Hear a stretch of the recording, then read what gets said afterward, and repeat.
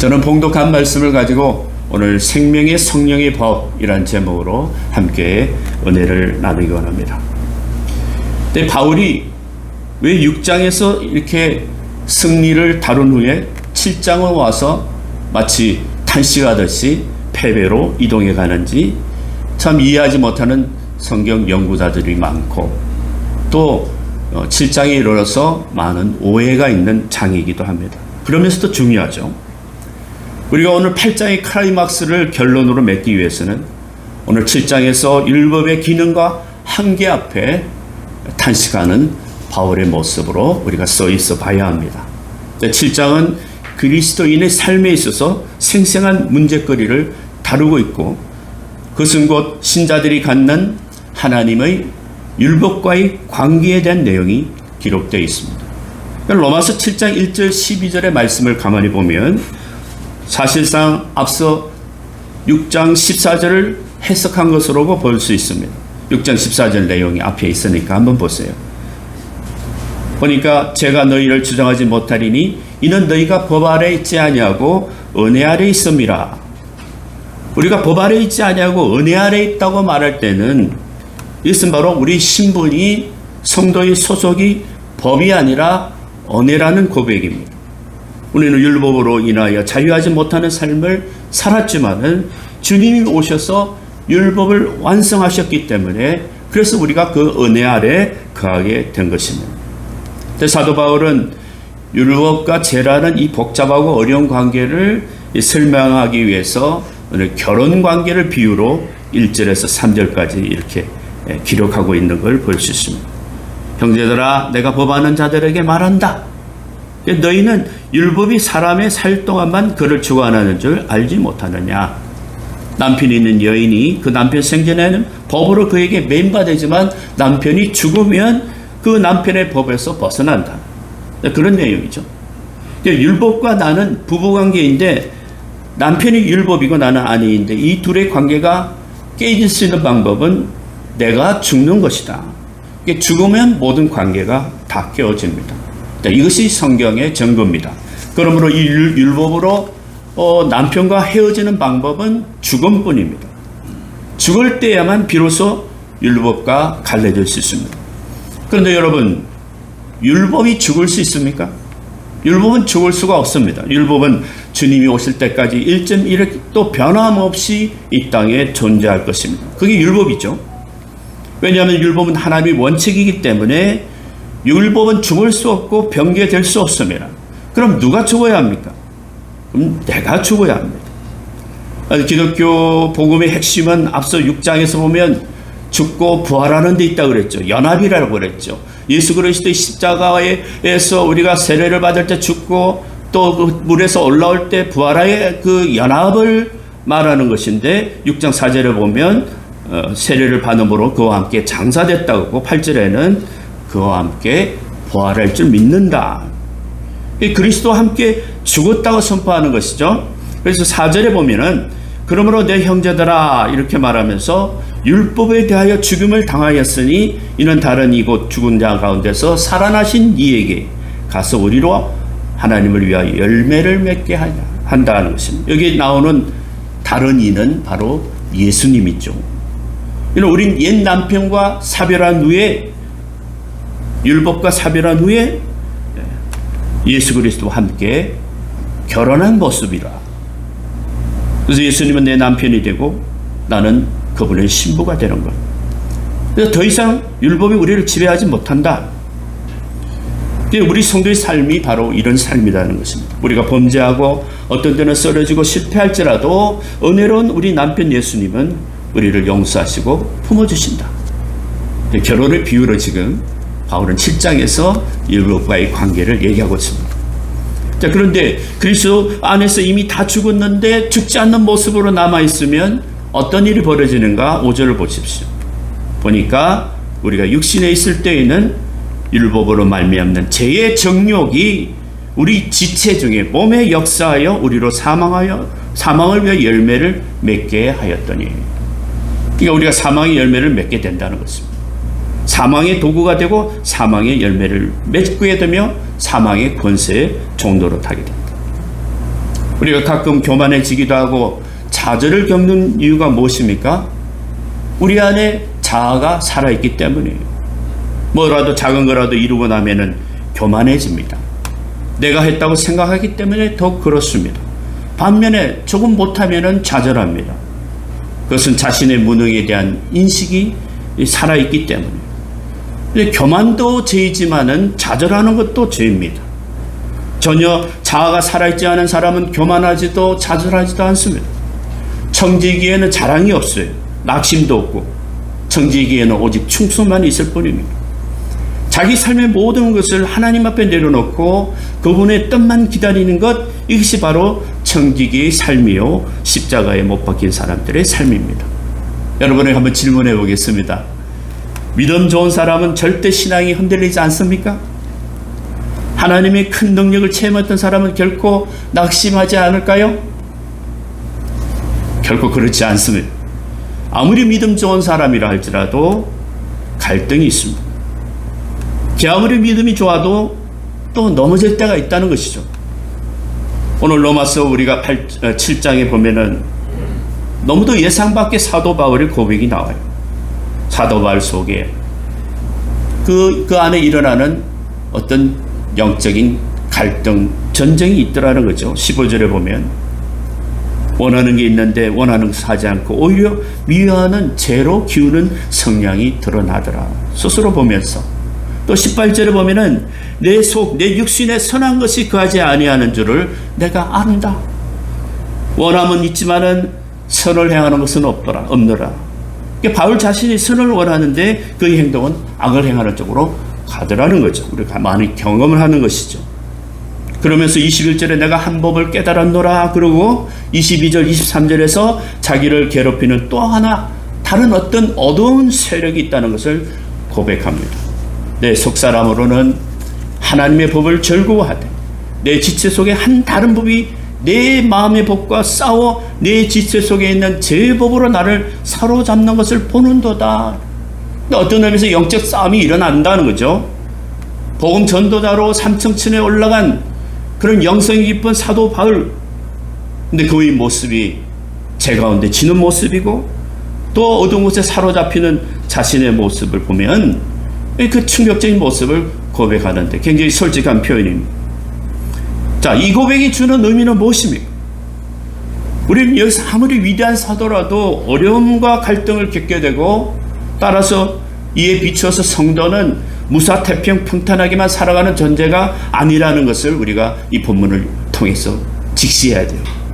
이것이 성경이 우리에게 주는 아주 7장의 귀중한 메시지입니다. 여러분에게 한번 이런 질문을 한번 해보겠습니다. 육체와 함께 증과 욕심을 십자가에 못 박였습니까? 굉장히 어려운 말이죠. 저희가 오늘 요즘 하는 질문이기도 한데 나는 여전히 살아있고 십자가에 증과 욕심을 못 박아야 된다는 그 전제 아래서 우리가 주님과 함께 죽었다고 얘기하지 않습니까? 근데 여전히 내 안에 그런 흔적들이 있다는 거예요. 그럴 때마다 몸부림치죠. 아, 주님 하고 매달리고 몸부림치고 내려놓고, 그게 어떤 흔적들이 여러분들에게도 있는지 모르겠어요. 근데 성령이 충만할 때, 은혜 받고 성령이 충만하면 담대해지고 그 십자가의 능력을 체험하고 힘차게 육을 이겨내는 그런 흔적들이 있다는 것입니다. 물론 뭐 가끔은 패하기도 하지만, 실패하기도 하지만 또 이겨내는 경험을 해본 사람은 계속 성령의 인도하심에 따라 행하게 되는 거예요.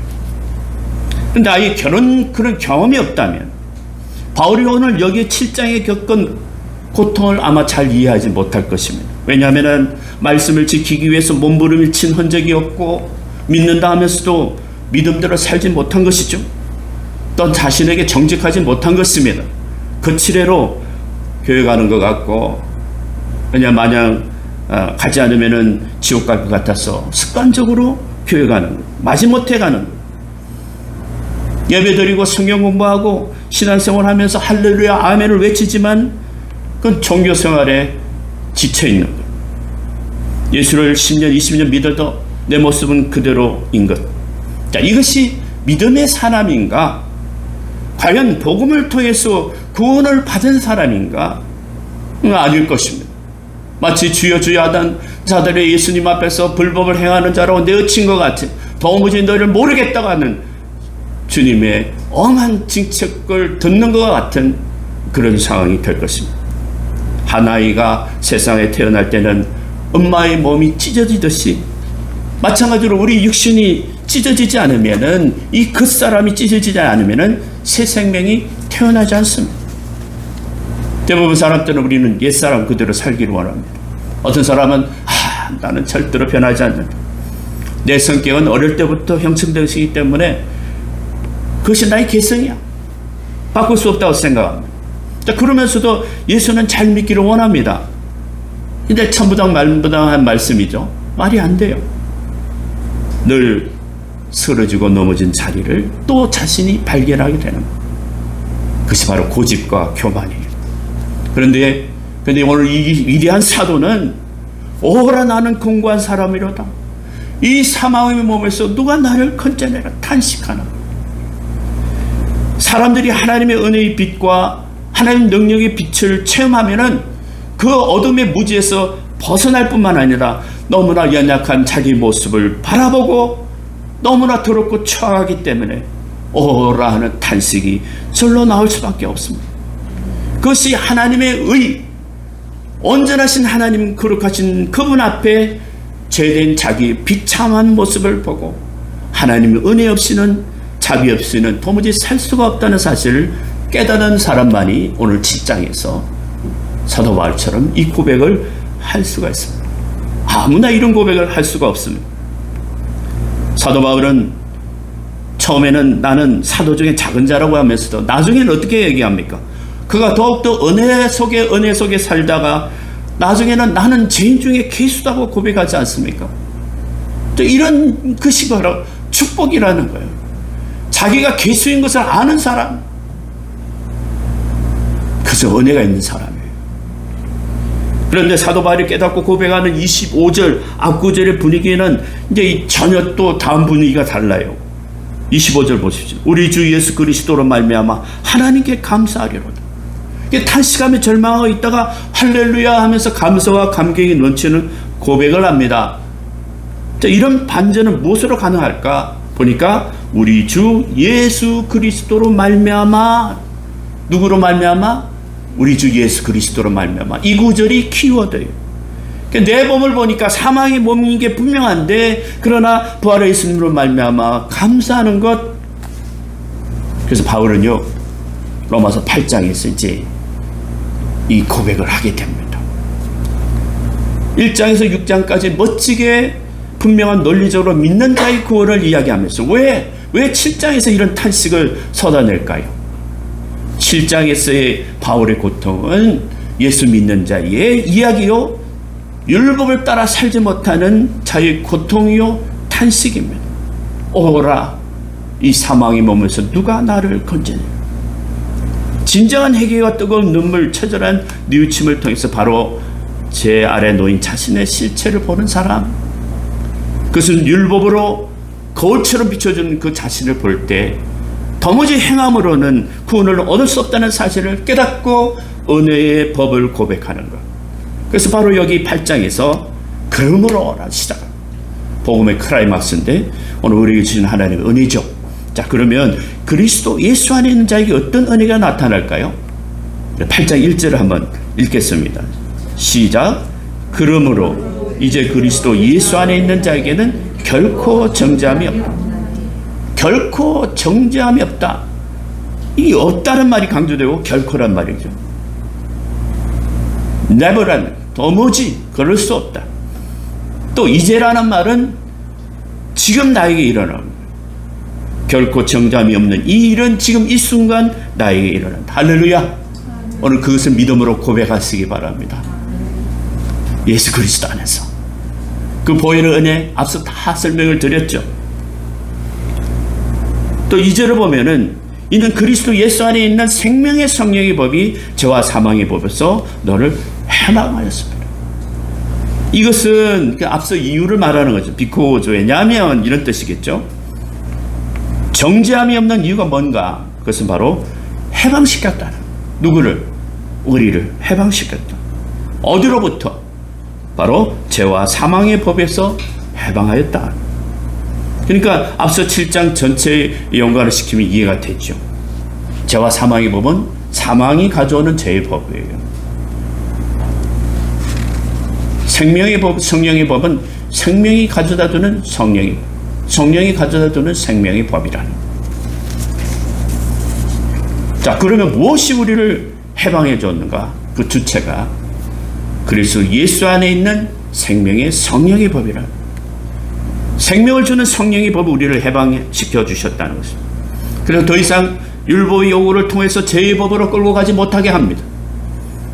어떻게 해요? 완전히 벗어났어요. 이것을 여러분 쉽게 말하면 이렇습니다. 북한 땅에 가까운 임진각에 북한 병사가 DMZ를 넘어서 기순에 왔습니다. 북한에 있는 동안은 그 정권의 세력으로부터 지배를 받지만은 이제 남한으로 와서는 대한민국의 지배를 받습니다. 법의 지배를 받습니다. 이렇게 옮겨진 거죠. 어떤 영향력이 있다는 것입니다. 통치 안에 있다는 것입니다. 정죄는 이제 끝났다. 이것은 이 생명의 법이 죄와 사망의 법에서 나를 해방하기 때문이고, 나는 할 수 없지만은 주님이 하셨다는 것이고, 십자가의 피로 이 놀라운 일을 이루셨다는 것입니다. 그래서 예수 그리스도 안에 있는 자에게는 사단의 모든 힘과 저주가 무의미합니다. 하나님 나라의 통치력이 미치는 곳에는 실패나 좌절도 무의미합니다. 이런 것으로 더 이상 여러분을 괴롭힐 수가 없는 거예요. 믿는 것이 뭡니까? 바로 이 사실을 믿는 거예요. 이 사실을 믿고 기쁨과 감사한 마음으로 믿음을 계속 새롭게 하는 것입니다. 3절과 4절 보십시오. 율법이 육신으로 말미암아 연약할 수 없는 것을 하나님은 하신다. 죄로 말미암아 자기 아들을 죄 있는 육신의 모양을 보냈죠. 죄는 없으신 그분이 육신의 죄를 정하사 육신에 따르지 않고 마침내 그 영을 따라서 행하는 우리에게 율법의 요구가 이루어지게 하셨다는. 여러분, 율법은 언제나 순종하고 성취를 요구합니다. 반드시 지켜야 합니다. 근데 그 율법의 완성은 결국은 사랑이에요.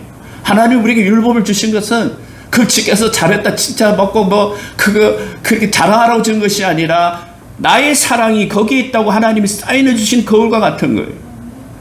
근데 거울에 비춰보니까 더럽고 추한 거예요. 그것을 깨닫는 사람은 하나님의 사랑을 알게 됩니다. 그분의 의의를 구하고 그분의 의의를 받지 않고서 나는 도무지 살 수 없다고 고백하는 거예요. 이게 복음의 원리예요. 그분의 의. 그래서 주님은 다 이뤘다 하시는 것은 그 의의를 이루신 거예요. 우리는 이룰 능력도 없고 기회도 없습니다. 오직 주님을 통해서만이 가능한데 주님이 우리의 대표로서 모든 율법의 요구를 이루어 주셨어요. 로마서 10장 4절에 보면은 그리스도는 율법의 마침이라고 했습니다. 그러니까 십자가 구원의 사건으로 율법의 마침, 이것이 은혜이고 구원인데 오늘 8장 1절에서 이제는 그리스도 예수 안에는 결코 정죄함이 없다는, 이게 은혜죠. 분명히 은혜입니다. 그런데 2절에서 어떻게 살아라는 것인가? 바로 생명의 성령의 법에 따라 살아야. 오라 탄식만 할 것이 아니라 이제 생명을 주는 성령의 법에 따라 살아라는 것이죠. 5절에 보듯이 보세요. 육신을 따르는 자는 육신의 일을, 영을 따르는 자는 영의 일을 생각합니다. 이제 육신을 쫓지 않고 그 영을 쫓아 행하는 것인데, 과거에는 여러분들이 한국 법을 잘 지켰지만은 그러나 다른 나라로 이민 가면 어떻게 해요? 미국으로 이민 가면 그 나라의 법을 지키듯이 이제는 옮겨진 것이고, 이제 예수 그리스도 안에서의 천국의 백성으로 산다는 것은 하나님 나라의 통치 아래 있다는 것이고 그분의 시민권을 얻은 새 사람이에요. 새로운 피조물이에요. 그래서 우리는 새 사람의 법, 천국의 법을 지켜야 합니다. 그것이 바로 성령의 법입니다. 그리고 6절에 그래서 육신의 생각은 사망이요 영의 생각은 생명과 평안이라. 육신의 법을 따라다니 여전히 그것을 쫓아다니는 사람은 늘 사망의 종로를 할 수밖에 없죠. 그러나 오늘 영을 쫓아서 성령에 따라 행하는 것이 바로 믿음인데, 성령이 내 안에 내주하고 교통하시는 그 영의 사람이라 할 때, 그때 그 성령이 작동하면 뭐가 된다고? 내 안에 생명과 평안이리라. 7절을 보십시오.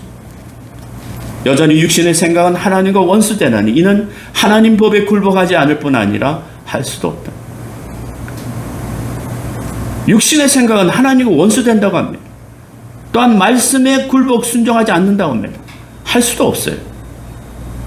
그 배후에는 마귀의 역사가 있으니까 당연한 일이죠. 8절을 보십시오. 육신이 있는 자들은 하나님을 기쁘시게 할 수 없다. 결국 육체의 욕심을 따라 산다는 것을 말하죠. 육신이 있다는 것은. 이런 사람은 예수 그리스도 밖에 있는 사람들입니다. 교회에 나와도 여전히 불신자들이 있습니다. 이들은 영혼 자체가 여전히 죽어 있고 타락이 있기 때문에 본능적으로 육신에 따라서 살 수밖에 없습니다. 죄와 사망의 법에서 벗어나지 못했기 때문에.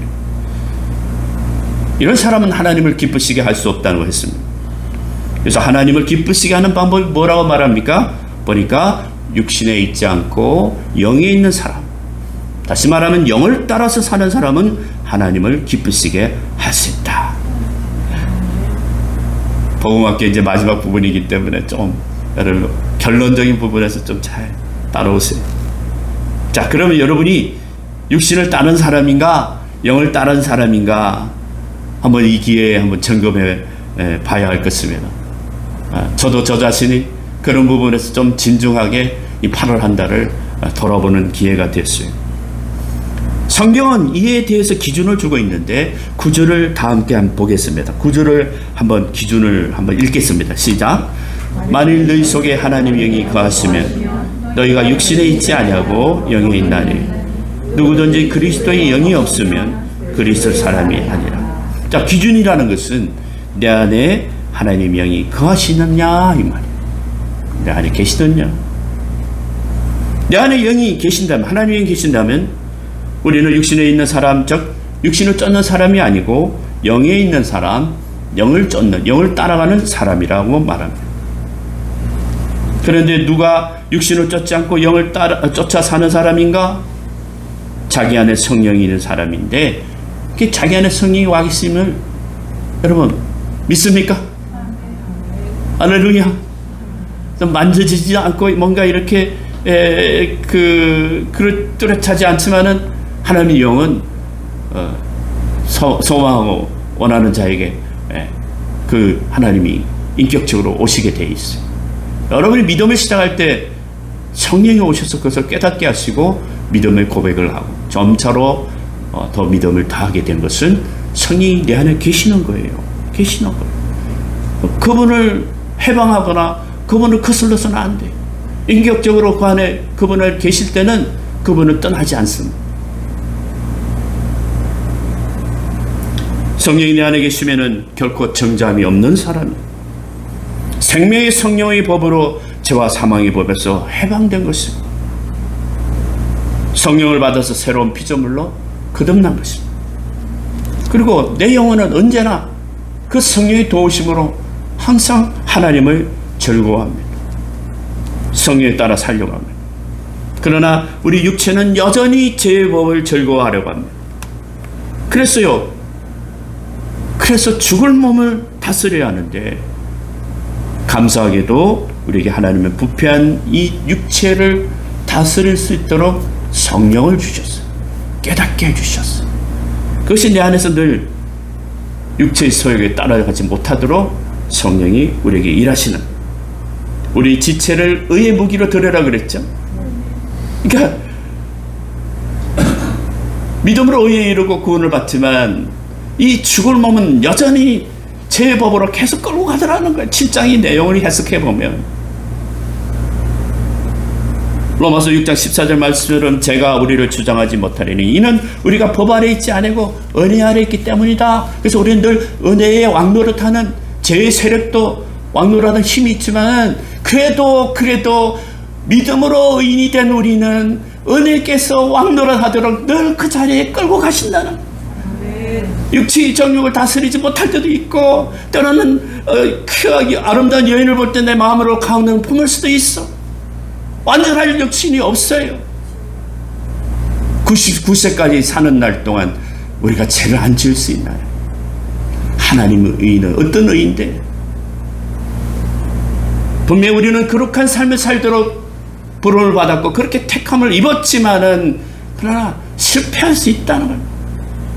여전히 때때로 육신대로 살 때가 있고 실패할 때 있지만, 분명한 것은 내 영혼은 성령을 따라 살기를 원한다는 것입니다.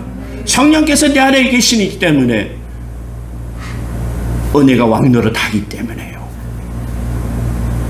이 복음이 믿는 자에게, 모든 믿는 자에게 구원을 주시는 하나님의 능력 때문이라. 하나님의 능력이요. 사람은 할 수 없지만 하나님이 하신다는 거예요. 여러분, 그런 믿음이 있어야 됩니다. 그것이 전제될 때 참으로 영생이 있고 구원을 확신할 수 있습니다. 구원에 이를 수 있습니다. 구원이라는 것은 뭐 이렇게 쟁취하고 물건을 가져서 주머니에 갖고 다니는 게 아니에요. 구원이라는 것은 어떤 상태예요.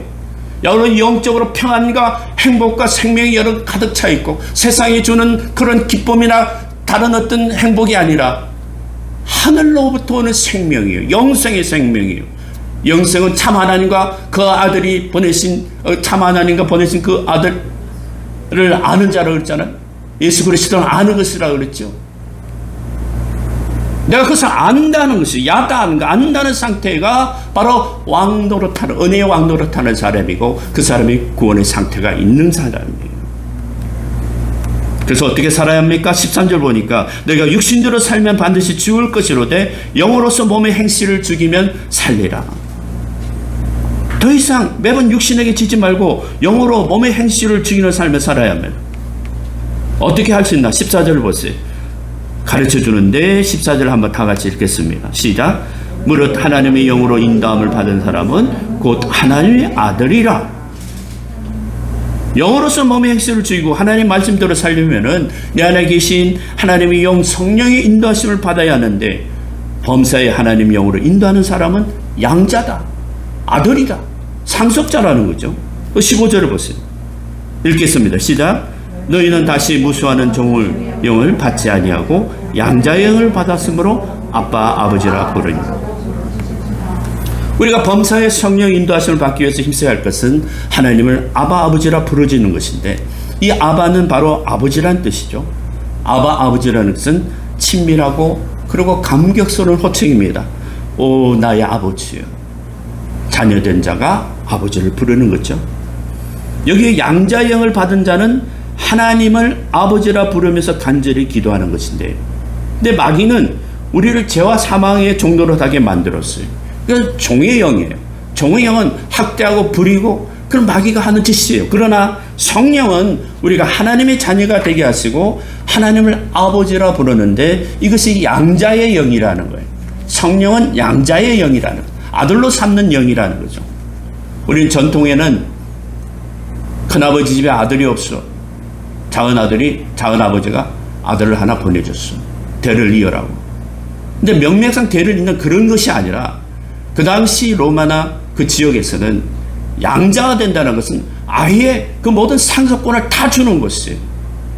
그런 개념에서 양자의 영이죠. 그래서 하나님께서 아버지로 부르는 사람에게는 성령이 강력하게 역사합니다.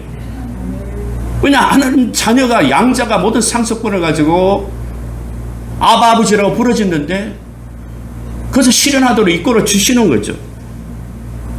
그렇지 않고 양자로서의 권리를 알지도 못하고 그걸 부르짖지 않으면 성령은 역사하지 않습니다. 왜냐하면 성령은 인격적이신 분이기 때문에, 성령은 우리 인격과 우리 의지를 존중하시기 때문에 아들인 양자가 우리가 하나님을 부르짖을 때 역사하신다는 겁니다. 생명의 성령의 법을 여러분 기억하십시오. 이 강력한 복음을 제대로 이해하고 성령께 순종하고 양자의 영으로 부르짖을 때 성령은 내게 더 큰 능력으로 역사하시고 범사에 우리가 승리하게 될 줄로 믿습니다. 사랑하는 여러분, 예수 안에 있는 자와 예수 밖에 있는 사람들의 차이점이 뭘까? 예수 밖에 있는 사람은 하나님의 진노로 심판을 받습니다.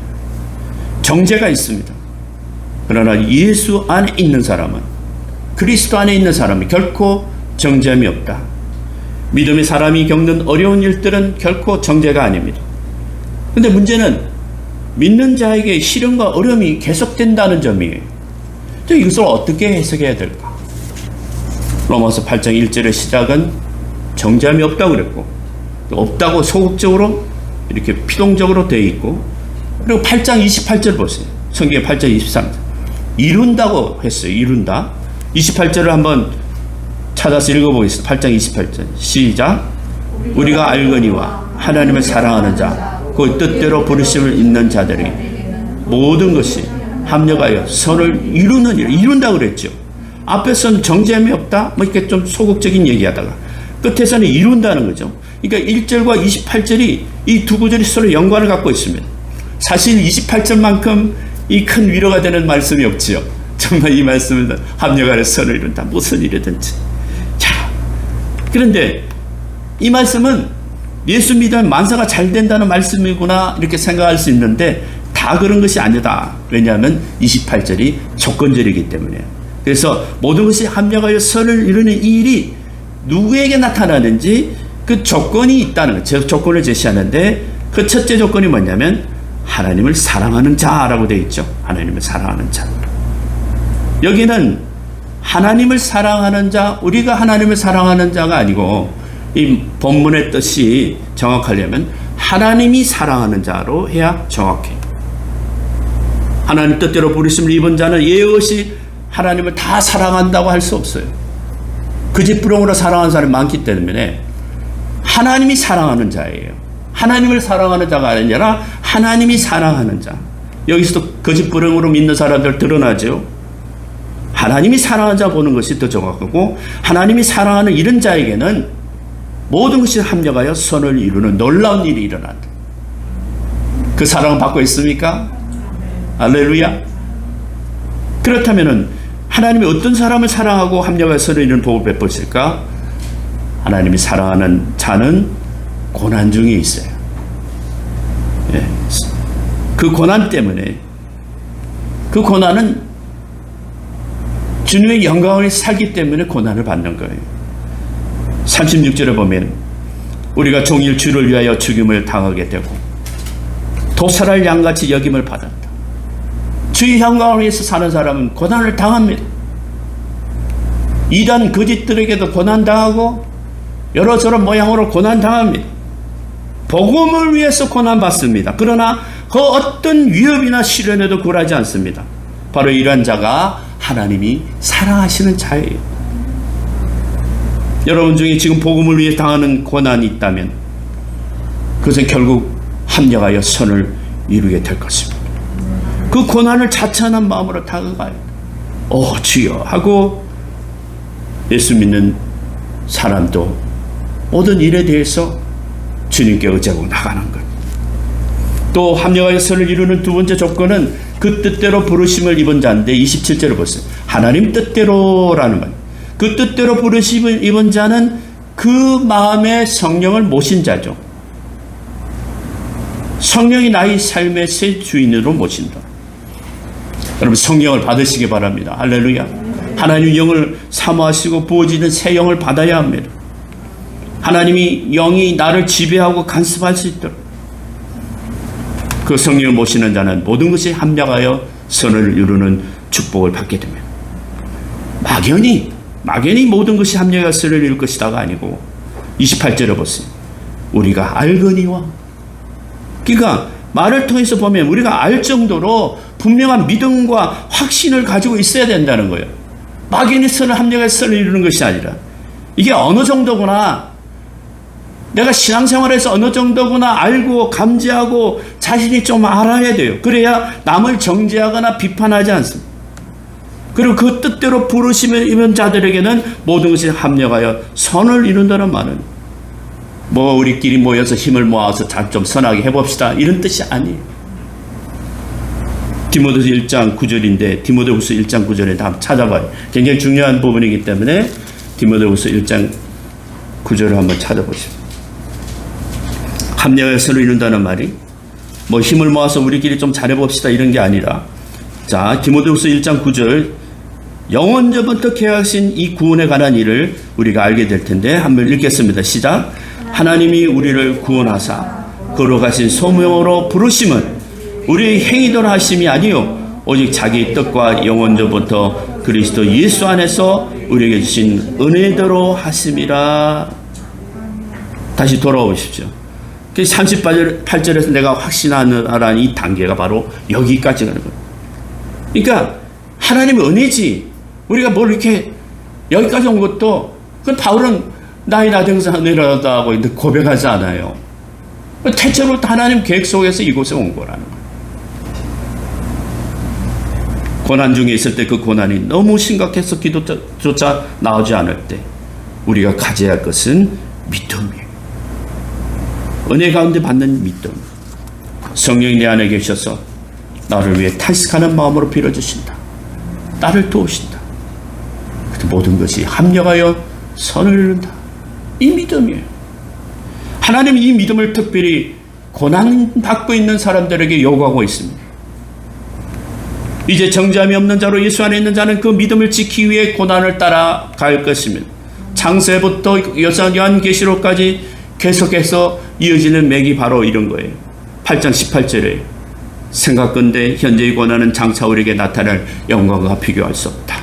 이 말씀을 따라서 아브라함과 요셉, 야곱, 모세, 다윗, 그리고 베드로, 바울, 저와 여러분, 결국은 그 길을 따라 합력하여 선을 이룬다. 여러분, 고난을 피할 수 없어요. 그러나 신앙생활에서 고난에 대해서 우리가 바른 생각을 가져야 합니다. 고난은 축복의 통로구나. 장차 주실 하나님의 영광이 비할 바가 아니구나. 그럴 때 믿음이 더 견고해지는 것이고, 그럴 때 내 자신이 어디에 서 있는 걸 알게 되고 진리 안에서 믿음을 고백할 수 있는 것입니다. 여러분이 말씀을 좀 마치겠습니다. 성경이 말하는 것은 고난의 환경을 뒤집어 엎으라는 것이 아니고 주어진 여건 속에서 믿음으로 이겨내라는 것. 무엇보다 성도로서 이런 진정한 힘을 가지게 되는 힘의 원천은 바로 예수 그리스도의 사랑이에요. 이 모든 일은 하나님의 사랑을 나타내기 위해서 지금 우리가 복음을 전개를 듣고 그 말씀에 따라 믿음으로 고백하고 그리고 그 확신에 서 있는 것입니다. 그래서 38절을 보니까 결론적으로 고백하죠. 내가 확신한다. 사망이나 생명이나 천사들이나 권세자들이나 현재일이나 장래일이나 능력이나 높음이나 깊음이나 다른 아무 피조물이라도 우리 주 그리스도 예수 안에 있는 하나님의 사랑에서 끊을 수 없으리라. 여기서 이것을 확신해야 합니다. 모두가 이 사실을 정확히 이해하고 은혜의 복음을 받으시기 바랍니다.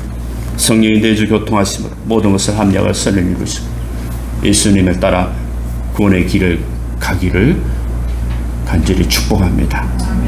바울이 확신하는 예수 안에 있는 사람, 예수 안에 있는 사람, 그 은혜를 여러분 놓치지 마시기 바랍니다. 미리 정하신 자를 부르신 자를 어렵다 하시고 어렵다 하신 자를 영화롭게 하셨다. 30절의 말씀 있죠. 하나님의 구원의 계획이 있다는 것입니다. 사도 바울은 예수님을 통하여 은혜의 복음을 본 것입니다.